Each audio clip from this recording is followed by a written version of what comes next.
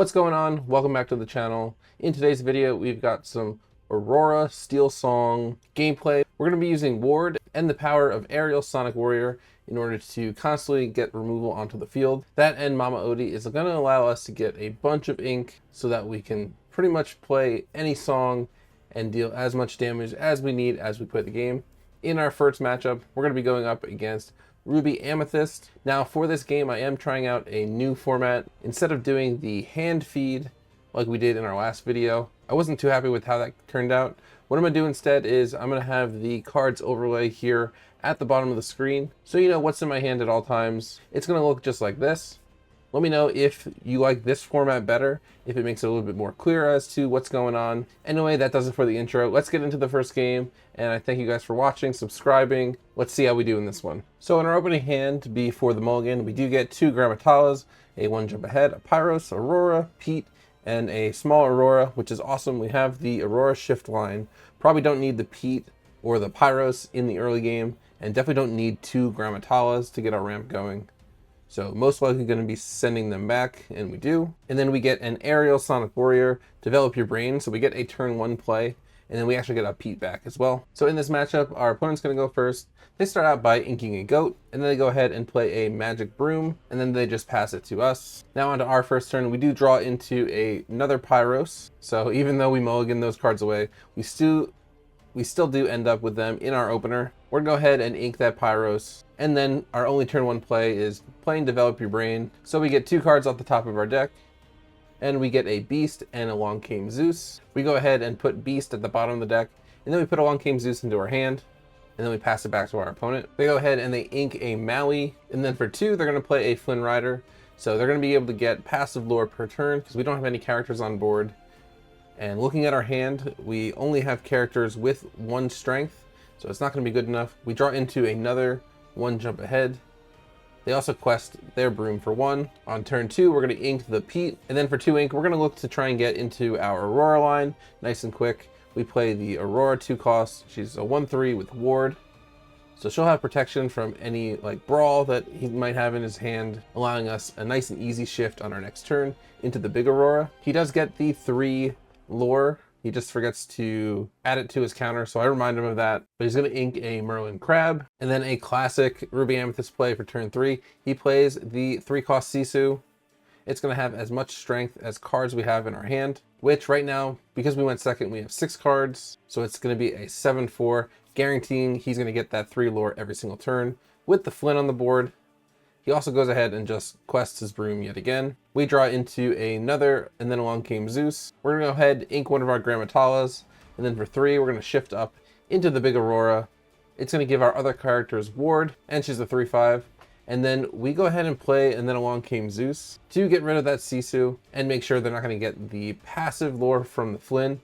I think this was a mistake though, turning my Aurora, making it vulnerable. You'll see here in a sec, it's not going to be long for this board state. And if anything, I could have played a Long Came Zeus on the next turn, though they would have gotten another 3 lore from the Flynn. So I'm really not too sure what the best play would have been here. But you'll see, he starts off putting 1 damage onto our Aurora. He's going to quest with the Flynn. And then for 3, he's going to pick that Flynn up, put down a Madam Mim Fox, and take out the Aurora. Nice and easy. We don't get to use its ability at all. Then he goes ahead, inks a goat, and with his last ink, he plays another magic broom. And now looking at our hand, we really don't have anything to answer him. We do draw into a Mama Odie, which is going to allow us to get a lot of ink very quickly because we have a lot of songs in our hand. But I wish we had that Aurora still on the board. Now this is another problem that I ran into. Because we do run a pretty high uninkable count, I actually get into a situation where I don't want to ink my only inkable card. Now we do have ways to ramp up the ink very quickly with one jump with Mama Odie, basically doubling up per ramp song that we play. But I'm just trying to think, how am I going to get to that aerial as quickly as possible? And if I play Mama Odie, there's a high chance that it just gets removed because it has no ward protecting it, which would have been a crucial feature of keeping Aurora on the field. It would have gave protection to Mama Odie. We just go ahead, play one jump ahead as our ink for the turn, and then we just pass it back to our opponent. He starts off the turn questing with that magic broom, getting up to 7. Then with 4 ink, he goes ahead, plays a Merlin Rabbit. He's getting his draw engine online. He also removes the broom from play, drawing another card. So if we had a whole new world in this case, it would come in clutch, getting rid of all those extra cards that he just drew into, but we don't, and we have nothing on our side of the board. He goes ahead and inks the Flynn that he picked up earlier, and then passes it back to us. We draw into a big Cinderella for our draw. We'll go ahead and ink that, because we do want to get that Ariel out to just get some removal on the board. For 3, we play a Mama Odie, just because in the same turn, we're gonna be able to play 1 jump ahead.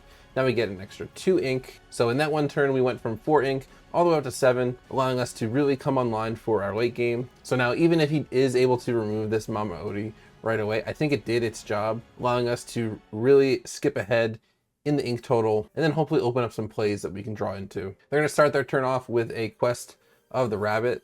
And then for 2, they'll play a Madam Snake, pick the rabbit up so they can draw another card. And then for 3, here comes the Brawl that we were scared of, gets rid of the Mama Odie, prevents us from going even further ahead with our ink total. And then he goes ahead, inks for turn with the library, and then just passes it back to us. We draw into a Pete, so if we play that, we can prevent any actions from being played, which would have been good for the last turn to prevent that Mama Odie from coming off the board.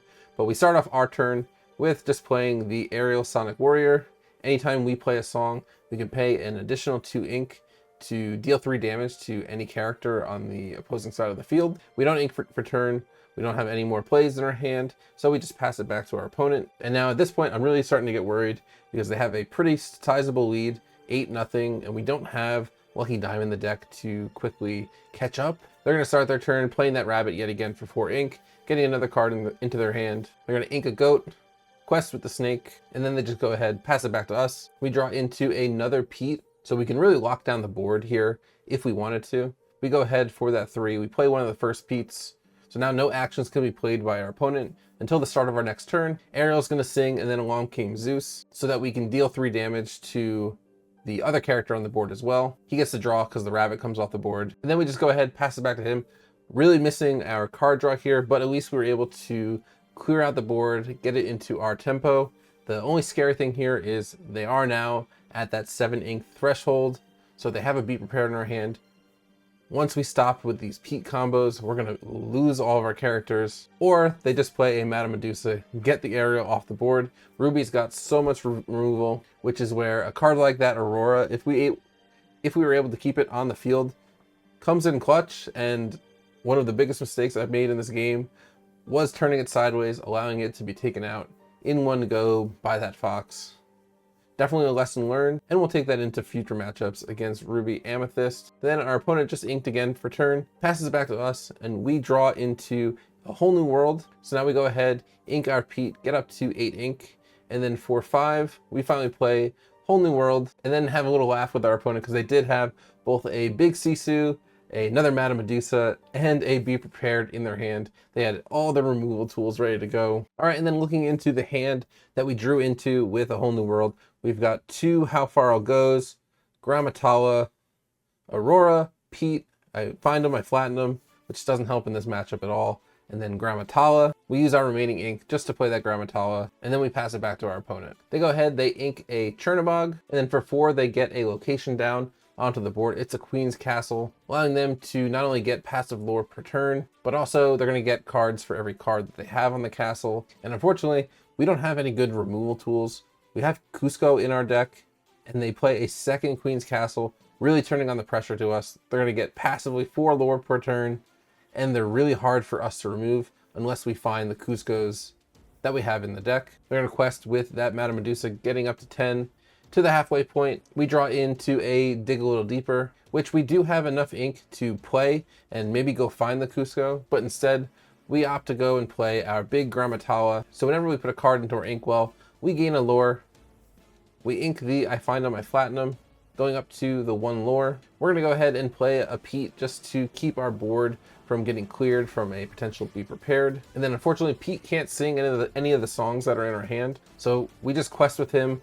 He doesn't do enough damage to really take out the castles either. Although given how fast our opponent is going to get lore every single turn, that might have been something we should have prioritized. If we got rid of 1, maybe we draw into a Cusco, or we dig a little deeper into a Cusco. And then for 3, they play another location, and this time it's the library. Anytime we banish a card that's at the library, they get to draw a card. they go ahead, go up to 15 by questing that Chernobog, and now next turn, they're gonna have 5 lore passively, so unless we can take out all the locations, we're gonna lose this game. They do banish their own Chernobog to draw that card. And then just for good measure, they also play a Maui, which is gonna take out one of our Peats. They ink a Last Brawl and use that remaining ink to move the Maui to their library that they just played, questing with the Madame Medusa for good measure. We ready up, and unfortunately we draw into a small Grammatala, so not many options here. We just go ahead, ink it, get a extra lore because of Grammatala, and then we just start playing our How Far I'll Go, just to see if we can get any additional help. Maybe we get one of those Cuscos, but I get a Aurora and a 1 jump ahead. We go ahead, ink the 1 jump ahead, put the Aurora into our hand, get that additional ink because of something going into our inkwell. We play another How Far I'll Go. This time we get a Mama Odie and a 1 jump ahead. Putting the Mama Odie in our hand, we get another lore because something going into our inkwell. And then unfortunately, even though we could attack into a Queen's Castle and get it off the board, they're still gonna have 3 lore passively from their locations, and then an extra 1 with Madame Medusa to close out the game. So we just show our hand, and we finish off with a nice laugh with our opponent, just talking about what we missed in our deck, what we didn't hit. I did really enjoy this game. We had a good back and forth with our opponent. But that does it for this video. We do have more videos with gameplay of this deck coming on the channel. Let me know what you guys think of this style of video. Do you like it with an overlay of the cards in my hand where I talk over just as a commentary style, or do you prefer just raw gameplay? I think this style here looks a little bit cleaner. Either way, thank you guys for watching. Be sure to hit that like button, and if you haven't already, make sure you subscribe because we are so close to 1,000 subs, and one of our lucky subscribers will be winning our D23 collector set. Stay tuned for a video tomorrow where we play another game with our Aurora Steel Song. This time it works out a little better. I hope you guys have a great rest of your day, and I'll see you guys tomorrow. See ya.